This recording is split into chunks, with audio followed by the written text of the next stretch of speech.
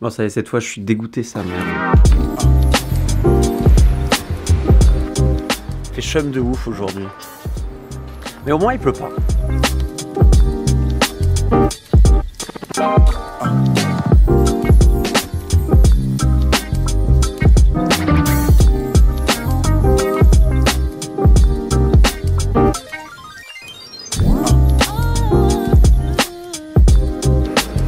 Bon, il commence à pleuvoir, mais je mets quand même mes lunettes de soleil, ça s'appelle le déni.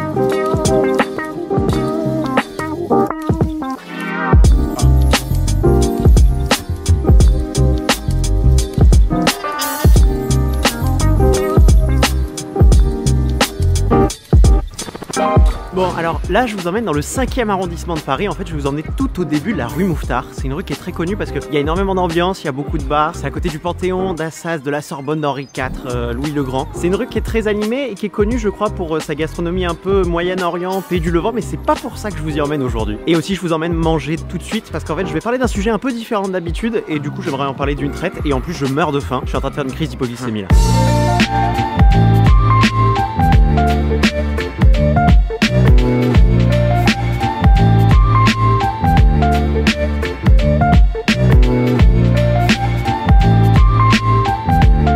Bon, je me suis posé juste à côté des arènes de Lutèce. En fait, c'est des vieilles arènes de l'époque gallo-romaine et Lutèce, c'était le nom de Paris à cette époque. Époque gallo-romaine, Italie, je pense que le lien est parfait.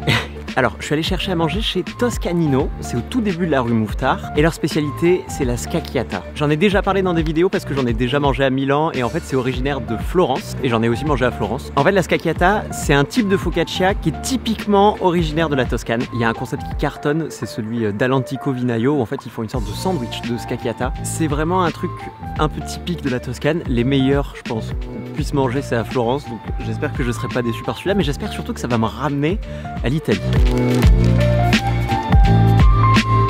J'en ai pris une tomate, jambon cuit au romarin, crème de truffe, mozzarella. Ça a l'air vraiment très sympa.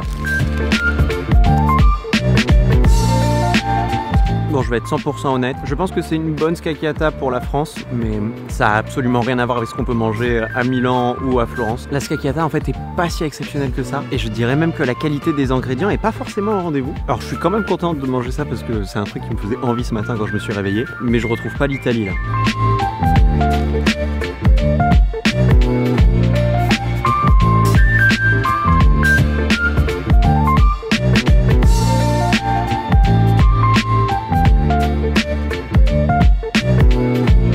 Bon, je vous emmène dans un endroit un peu spécial pour moi. Je dirais, moi, c'est le Panthéon. C'est un bâtiment magnifique, c'est un de mes préférés à Paris, je crois.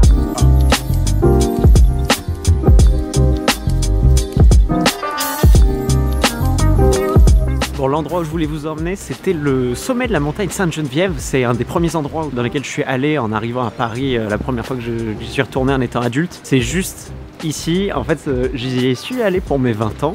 J'avais tourné une vidéo d'ailleurs à cet endroit-là. C'est un endroit un peu marquant pour moi parce qu'en fait, c'est là où le personnage de Owen Wilson dans Midnight in Paris remonte le temps.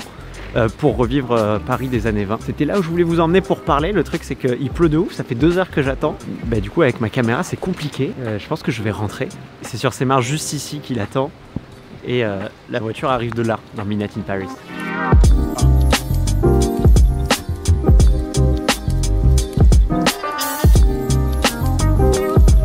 Bon, je sais que c'est un peu moins cool que l'endroit que j'avais prévu, mais je suis quand même mieux au sec. Bon, je crois que ce qui fait l'identité et l'originalité de mes vidéos, c'est le fait que je partage mes émotions dedans.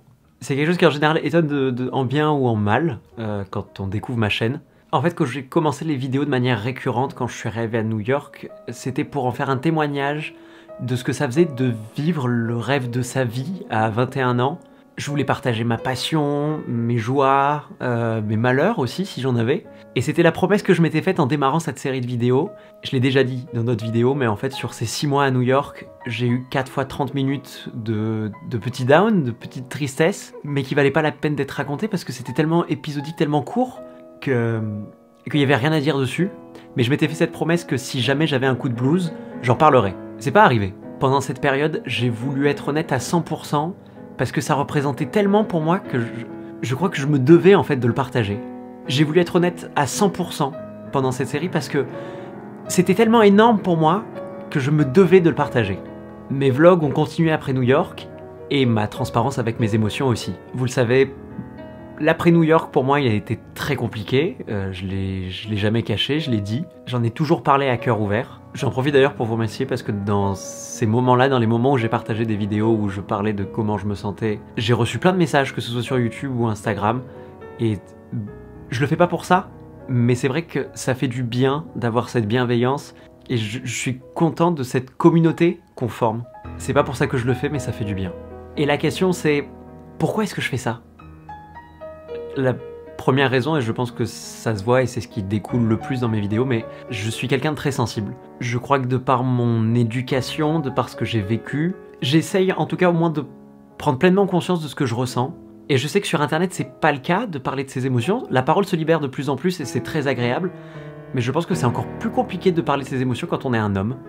C'est quelque chose qui est quand même relativement tabou, c'est un truc qu'on a tendance à beaucoup intérioriser. J'ai reçu des messages comme quoi je faisais preuve de vulnérabilité, il y en a d'autres qui me disaient que je faisais preuve de force quand je parlais à cœur ouvert dans mes vidéos. Je crois pas vraiment à tout ça, c'est comme ça. Je sais pas si c'est bien ou mal, je sais pas si c'est courageux ou faible. Mais les émotions, c'est fondamentalement ce qui nous lie les uns avec les autres. Et là, je pense à cette phrase de Xavier Dolan. L'émotion est une chose qui arrive parfois mal jusqu'aux autres, mais elle finit toujours par arriver à destination. C'est une phrase qui m'a profondément marqué parce que je crois que c'est pour ça qu'on crée des choses. C'est un peu l'essence même de l'art, c'est de transmettre une vision, une émotion. Et je sais que c'est pour ça que je fais mes vidéos, c'est pour transmettre en fait ce que je ressens, pour essayer de partager mes moments de curiosité, mes moments d'extase, mes moments de tristesse aussi, parce que ça fait partie de la vie. Et c'est pas quelque chose que je veux cacher. Les sentiments, c'est vraiment quelque chose qu'on ressent de manière complètement subjective et sans le choisir, sans rien pouvoir faire. Je crois sincèrement que les émotions, c'est notre dénominateur le plus commun, celui qui peut tous nous relier. On est plus ou moins au courant de ce qu'on ressent, on est plus ou moins sensible aux choses, mais on ressent tous des choses. Et c'est ça qui nous permet d'avoir des liens avec les autres, c'est ça qui nous permet de faire société. Je sais que c'est très facile de parler quand ça va, de dire qu'on est très heureux parce que on vit une période incroyable, on a eu des opportunités exceptionnelles, on vit dans une ville qui nous plaît, on a un travail qui nous plaît, mais c'est beaucoup plus compliqué de parler quand ça va pas. Pour moi, l'honnêteté, elle se fait pas que dans un sens, elle se fait dans ce qu'il y a de beau et aussi dans ce qu'il y a de moins beau. Alors je parle autant de mes émotions parce que c'est quelque chose qui pour moi est normal. Et c'est quelque chose qui m'a manqué quand j'étais sur YouTube, quand j'étais plus jeune. Et quand quelque chose n'existe pas sur Internet, c'est à nous de le créer. Je fais aujourd'hui ce que j'aurais aimé voir quand j'étais plus jeune. En fait, je repense au moi plus jeune, quand j'étais perdu dans ma vie, quand je savais pas ce que je voulais faire, quand j'avais rien eu après le bac, quand j'avais pas eu mes écoles de cinéma, quand je me sentais triste parce que je voulais vivre à New York et j'avais l'impression que, en tant que pauvre lycéen au fond de la campagne, je pouvais pas y arriver. On a tous nos périodes de haut et de bas. Et les images, les mentors en fait qu'on prend à cette période-là, les gens qui nous fascinent, on a souvent tendance à garder que le meilleur et on a l'impression que c'est ça la banalité, c'est ça la normalité. Alors qu'en fait non, tout le monde a des hauts, tout le monde a des bas. Et je sais que j'ai beaucoup complexé à ce moment-là de me dire que pourquoi moi j'allais moins bien, pourquoi mes idoles ils ont l'air d'aller si bien et moi je suis juste paumé, tout seul, sans savoir quoi faire. Et il y a ce côté un peu mesquin de la tristesse, c'est que quand on est au plus bas, c'est le moment où on s'enferme le plus, et pourtant c'est le moment où on a le plus besoin d'en parler. C'est un mécanisme parfaitement humain, tout le monde fait ça. C'est normal, mais en même temps c'est la pire chose à faire. Et j'aurais aimé, à 16 ans, voir quelqu'un qui fait des trucs que j'admire, qui va vivre dans la ville de mes rêves à New York, ou qui part voyager, qui va à droite à gauche, qui est perdu dans ses études à un moment, mais qui arrive à aller exactement là où il voulait aller, qui connaît des échecs, mais qui après retrouve la réussite. Tout ça, j'aurais aimé le voir. J'aurais aimé voir la vie de quelqu'un d'une manière complètement honnête pour pouvoir vraiment m'identifier. Parce que je crois que quand on monte nos émotions, c'est ça qui aide les autres à s'identifier. C'est ça qui rend une conversation profonde. C'est quand on partage nos émotions, nos sensations sur quelque chose, nos vécus, pas d'une manière factuelle, mais d'une manière subjective, de comment on l'a vécu. C'est pas ce qu'on a vécu qui est important, mais c'est comment on l'a vécu. C'est ça qui nous relie les uns les autres. Et c'est pour ça que je le mets dans mes vidéos, c'est essayer de créer du lien avec vous, de faire en sorte que vous ressentez ce que je ressens ou ce que j'ai ressenti, pour vous donner des envies, pour vous inspirer, pour au contraire vous donner des réponses en vous disant ça me plaît pas ou j'ai pas envie de faire ça. Tout ce que je fais aujourd'hui, je le fais en pensant au moi d'il y a 6, 7, 8 ans. Parce que ça m'aurait aidé d'avoir des vidéos comme ça, d'avoir quelqu'un si honnête qui parle de ses émotions sans filtre, qui parle à cœur ouvert, de savoir que c'est normal de se sentir mal, de pas se sentir heureux, de pas se sentir à sa place, d'avoir l'impression qu'on échoue, qu'on va échouer, qu'on trouvera rien. Parce que c'est normal, c'est la vie, il y aura toujours des hauts et des bas, sinon ce serait profondément ennuyant. Et je sais que ça peut faire bizarre que du coup je livre un peu ma vie, mes sentiments, ma vision des choses, mes émotions à n'importe qui. Mais au fond de moi, je me dis que si ça aide ne serait-ce qu'une personne, c'est déjà ça et c'est pour ça que je le fais. Et je serais content de l'avoir fait.